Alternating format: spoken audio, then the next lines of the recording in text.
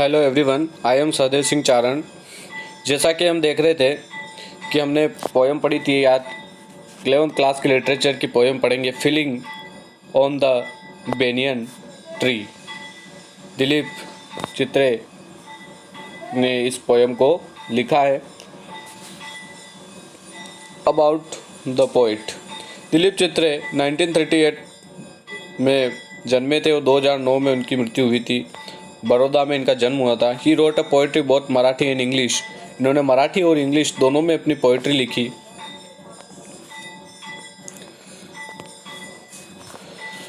Chitre also wrote short story and critical essays. उन्होंने short story and critical essays भी लिखे। And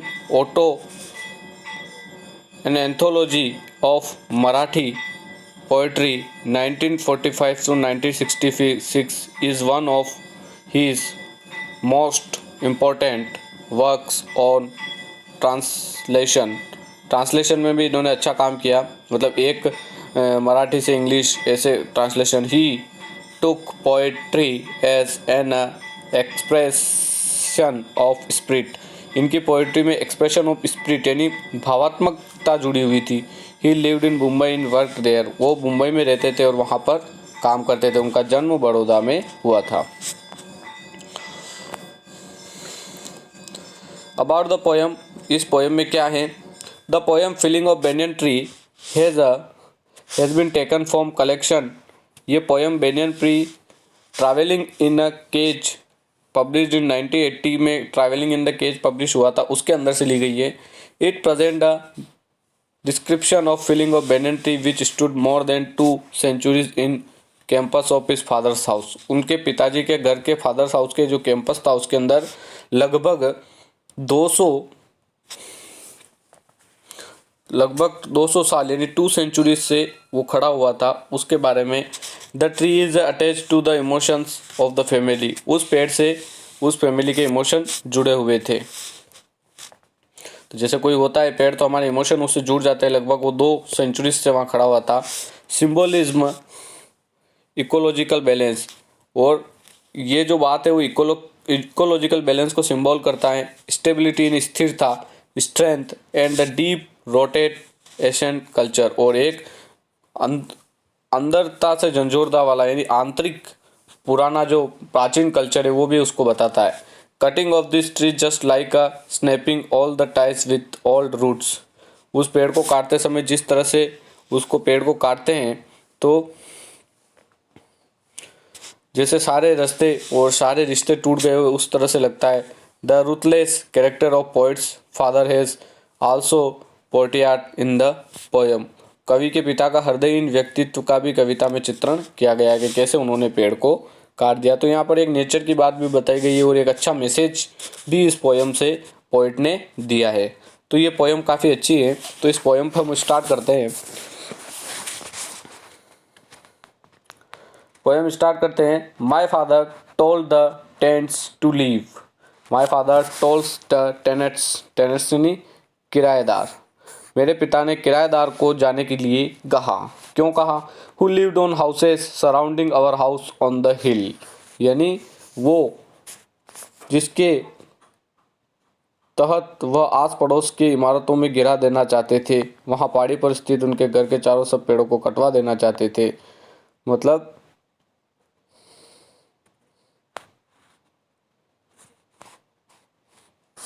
उन्होंने कहा कि who lived on the houses surrounding our house on the hill, जो house के चारों तरफ रहते थे, one by one structure were डेमोलिश्ड।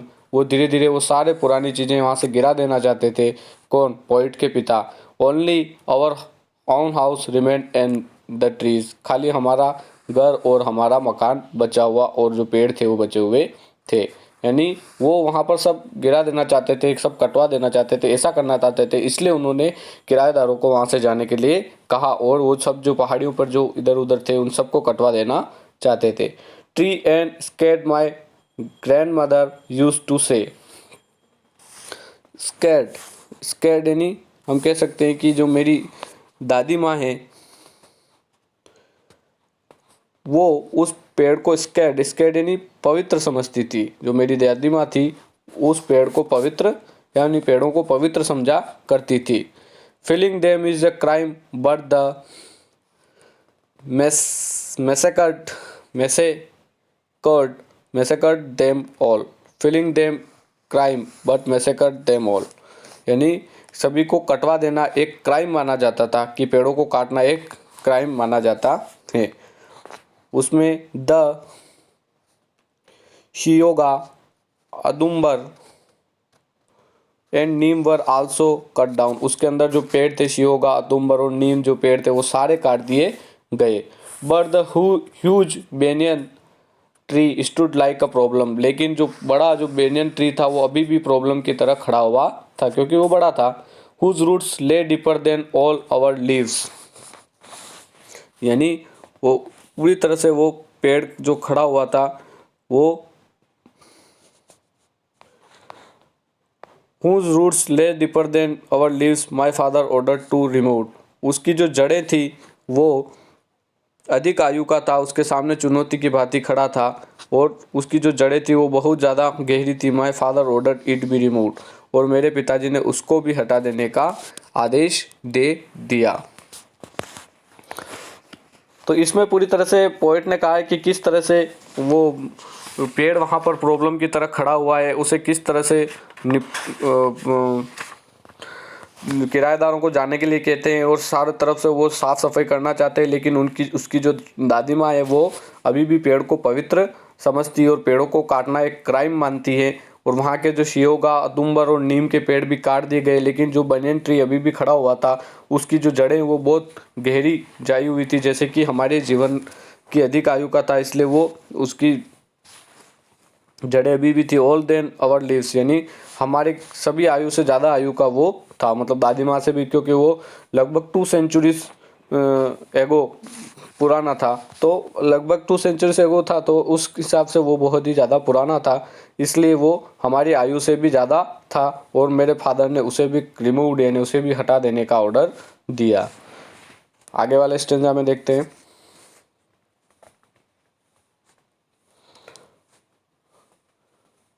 The banyan tree was their times as tall as our house।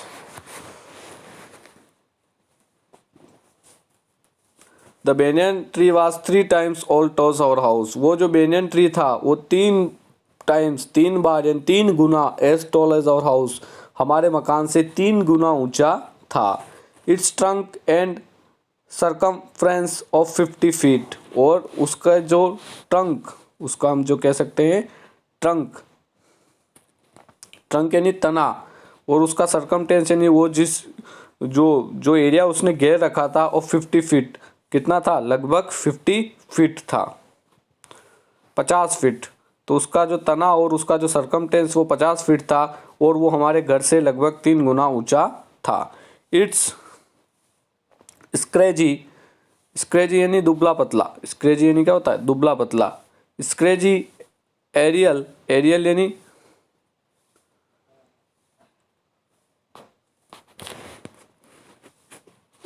हम यहाँ कह सकते हैं कि लगभग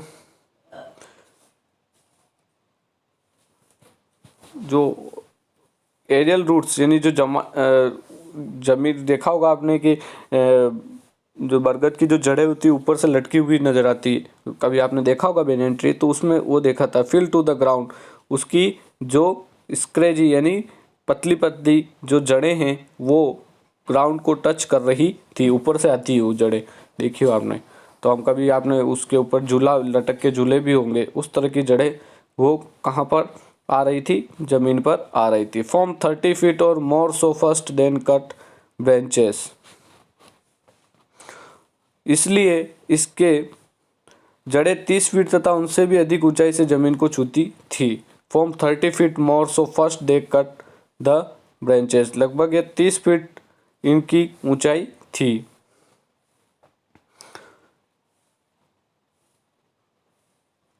और इसलिए the cut branches swimming then of the 7 days and heap of huge insect and birds began live to the trees. और जमीन पर इकट्ठा रखने पर शाखाओं पत्तों को निकालकर एक बड़ा ढेर खड़ा हो गया। कीड़ों और चिट्टियों को अब एहसास हो गया कि अब इस पेड़ का सफाया होने वाला है, इसलिए वे भी पेड़ छोड़कर जो लंबे समय से उसका आश्रय बना था वहाँ से दूर जाने लगे।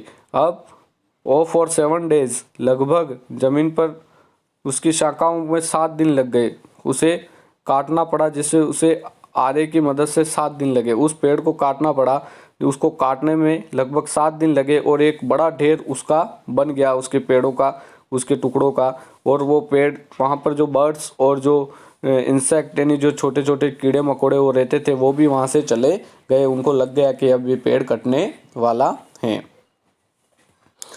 तो किस तरह से इसमें बात बताई कि कैसे जो पेड़ है उसके बारे में बताया कि पेड़ हमारे घर से 3 गुना बड़ा था और उसकी जो परिधि थी वो लगभग 50 फीट थी और उसकी जो पतली जड़ें, जो एरियल रूट्स, वो ग्राउंड को टच कर रही थी और उन जड़ों की लंबाई लगभग कितनी थी, 30 फीट थी। और वो उनको जैसे ही काटना गया तो उसको लगभग 7 दिन लगे और एक बड़ा ढेर उसका बन गया था। And insect and birds began live to tree, और जो कीड़े मकोड़े और वो जो थे वो उस पेड़ को छोड़कर जाने लगे। तो किस तरीके से पोइट ने यहाँ पर एक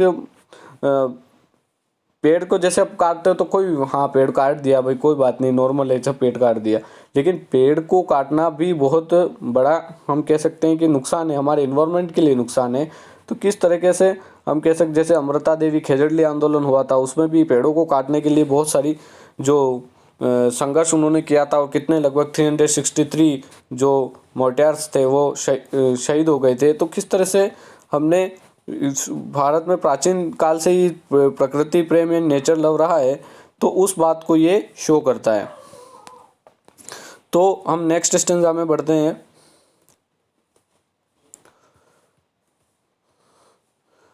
and then they come its massive trunk, and they come to its massive trunk. Massive trunk मतलब क्या कह सकते हो, विशाल या भारी। चॉप्ड यानी काटा, चॉप्ड यानी काटना। And chopped 50 man with access, उसके बड़े भारी तने को, यानी बड़े मैसिव यानी हम कह सकते हैं विशाल और भारी तने को लगभग 50 आदमियों ने कुल्हाड़ियों एक्सेस काटते गए। लगभग कितने आदमी लगे उसको काटने के लिए, 50 आदमी। The great tree revealed its ring of 200 years. Revealed यानी उजागर किया, इट्स रिंग, उसकी रिंग को, यानी 50 लोगों के होने के बावजूद भी उन्हें उस पेड़ को सफाया करने में बहुत समय लगा। वे अपनी कुल्हाड़ी से उससे काटते रहे और हर परत को कटने के साथ गोल घेरे उभरते गए, यानी जैसे जैसे परत कटती गई और जो घेरे होते हैं रिंग्स, यानी वो उभरते गए। We watch in terror and fascination the slaughter यानी उस हत्या, क्रूरतापूर्वक हत्या को हम देखते गए। फैसिनेशन यानी सम्मोहन, टेरर मतलब एक डरावनी, मतलब जैसे किसी पेड़ को काटते हैं तो उसमें ऐसा दर्द होता है, ऐसी भावना से वो उसको देखते गए। As a raw mythology revealed to us its age. Raw यानी प्रत्यक्ष या हतप्रत कर देने वाला। मिथोलॉजी यानी मिथक, गल्प कथा, यानी मिथोलॉजी जो कथाएं होती उस तरह से। तो क्या कह रहा है वो कि कवि, उसका परिवार इस क्रूरतापूर्वक हत्या को आतंकित तथा सम्मोहित सा देखता रहा। जब इसकी आयु के संबंध में कही गई मनगढ़ंत कहानियां सब साबित होती गई कि ये इतना पुराना बात करते हैं ना, तो उस तरह की सभी बातें उनको याद आने लगी। Soon afterwards we left Baroda for Bombay. उसके बाद वो बड़ौदा से बम्बई चले गए। We left Baroda for Mumbai, और वहाँ से वो कहाँ गए आफ्टरवर्ड्स, वो बड़ौदा से बम्बई के लिए आवास में रहने वाले आए थे। उसके पास कोई पेड़ नहीं था, किंतु वे लोग उस बरगद के वृक्ष पर इतनी गहराई से जुड़े हुए थे, वे उनके सपनों में आता रहा मानो ये अपने प्रति किए गए अन्यायपूर्ण व्यवहार और गुस्से के भीतर भीतर उबल रहा हो। और वो वहाँ से बड़ौदा से कहाँ गए, बड़ौदा फ्रॉम मुंबई, फॉर मुंबई। मतलब वो यूँ कह रहे हैं कि बड़ौदा से मुंबई आ गए और उसके आवास में रहने आ गए जिसके आसपास कोई पेड़ नहीं था। Where trees expect the one, कोई भी पेड़ वहाँ पर नहीं था। Which grow and sits and dreams, sits यानी हम कह सकते हैं क्रोध से भीतर ही भीतर उबलना, सिट्स क्रोध से भीतर ही भीतर उबलना। Which grows and sits in one dreams, it is aerial roots looking for the ground to strike. यानी कि क्रूरता के लिए दोषी अनुभव कर रहा था कि इसे ऊपर लटकने वाली जड़ें जमीन तलाश कर रही है और उन्हें क्रूर व्यवहार के लिए दोषी अनुभव कर रहा था। और अभी भी लग रहा था कि उसकी जो जड़ें हैं वो नीचे टच कर रही है, ऐसा उसको अभी भी लग रहा था। जैसे कोई आदमी चला जाता है तो उसकी बातें याद रहती है, तो उस तरह से वो सोचने लगा। तो किस तरीके से पोएम को एक्सप्लेन किया है, किस तरीके से जो बैनियन ट्री है उसके बारे में पोएट ने पूरी तरह से उसको बताया है। तो हम देखते हैं आगे क्या होता है कि किस तरीके से पोएम के सारे स्टेंजा एक बार हम फिर से शो कर लेते हैं। कि मेरे जो फादर थे उन्होंने किराएदारों को वहाँ से जाने के लिए कहा और आसपास के जो पेड़ थे और जो सभी मकान थे उनको गिराने लगे। वन द स्ट्रक्चर वर डेमोलिश्ड, सब स्ट्रक्चर वहाँ से गिराने लगे और वहाँ पर खाली एक पेड़ जो था वो थोड़े बचे हुए थे। और जो माँ, उनकी जो दादी माँ थी वो पेड़ों को काटना पवित्र, पेड़ों को काटना पवित्र पवित्र चीज़ पेड़ों को मानती थी और पेड़ों को काटना वो क्राइम समझती थी। एंड शियोगा और टुम्बर और नीम के पेड़ भी काट दिए गए, लेकिन जो ह्यूज बेनियन ट्री था वो भी अभी प्रॉब्लम के लाइक का प्रॉब्लम जैसे खड़ा हुआ था। उसकी जो जड़ें थी वो बहुत अंदर गहरी थी, मानो कि वो हमारी हमारी सभी ज़िंदगियों से बड़ी हो, मतलब वो हमसे ज़्यादा उम्र में था। कौन, banyan tree. My father order it be remove, और मेरे पिताजी ने ऑर्डर दिया कि उसे भी काट दो।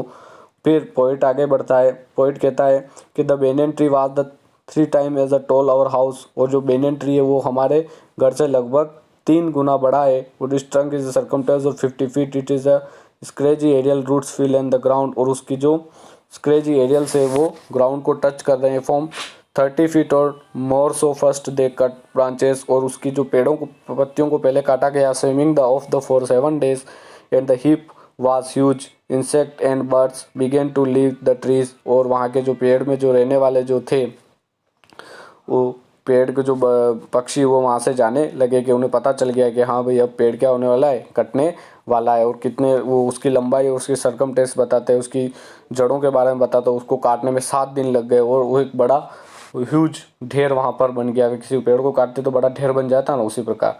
फिर क्या करते हैं, फिर इस पोएम में वो कहता है कि जो उसकी जो मैसिव ट्रंक्स थी और उसका जो तना था उसको काटने के लिए लगभग उस पेड़ को काटने के लिए 50 आदमी लगे, और वो 50 आदमी अपनी कुल्हाड़ियों से उसे काटते गए। The great trees reveal the rings of 200 years, और उसमें रिंग बनती गई और हर परत को काटते काटते रिंग बनती गई। और ये 200 years we watch the terror and fascinated slaughters, और इस 200 साल पुराने जो चीज़ थी उसको हम करते हुए एक आतंकित और क्रूरतापूर्वक हम देखते गए। As a raw mythology reload us its age, और उसके बारे में जो प्राचीन कथाएं थी उस वो वापस रिवेल्ड होने लगी, यानी वापस आने लगी कि कैसे ये पेड़ था, कब आया, ये सब। सुन आफ्टरवर्ड, इसके बाद वे बड़ौदा से मुंबई आ गए। Where there are no tree expect the one, वहाँ पर कोई भी पेड़ नहीं था। Which grow and sits in the dreams, और वो क्या होने लगे कि क्रूरता के व्यवहार होने लगा, उसको भीतर ही भीतर गुस्सा आने लगा। व्यवहार को, गुस्से को भीतर ही भीतर उबल रहा हो, उसके ऊपर लटकने वाली ज़मीन तलाश कर रही हो, और वो सारी जो ड्रीम्स है वो aerial roots and looking in the ground in stick, जो अभी भी ज़मीन को तलाश कर रही हो। तो ये बात इस पोएम में पूरी तरह से एक नेचर लव के बारे में, और एक बेनियन ट्री को किस प्रकार से वो एक फैमिली का हिस्सा बन गया था और किस प्रकार से उसके पिताजी ने उसको कटवा दिया। तो यहाँ पर उसके पिताजी का जो व्यवहार है उसको भी डिफाइन किया गया है, और उसके प्रति जो पेड़ के प्रति उसका जो लव है उसको भी यहाँ पर डिफाइन किया गया है। और जो प्राचीन लोग हैं वो भी पेड़ों को मानते थे उसके ऊपर भी यहाँ डिफाइन किया गया। और पेड़ों को, जैसे बड़ी बड़ी सिटियाँ होती है वहाँ पेड़ नहीं है, तो जैसे मुंबई में आता तो वहाँ पेड़ नहीं था, तो वो भी उसको बताया गया। तो किस तरह से हमें नेचर को लव करना चाहिए, पेड़ को नहीं काटना चाहिए, ये भी एक मैसेज ये पोएम देती है। तो आई होप आपको ये पोएम समझ में आई होगी। इसमें कोई प्रॉब्लम हो तो आप मुझे कमेंट या मैसेज कर सकते हैं। Thank you very much.